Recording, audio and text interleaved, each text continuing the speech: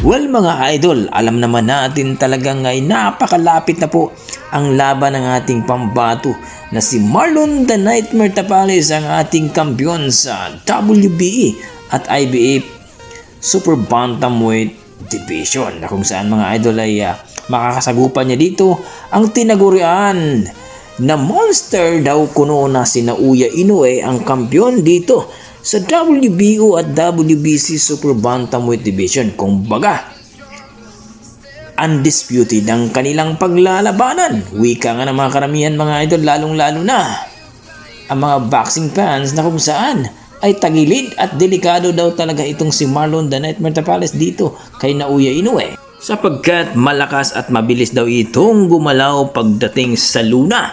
Baka nga daw 4 na rounds o 5 rounds lang daw yung ating pambato na si Marlon the Nightmare Tapales. Well mga idol,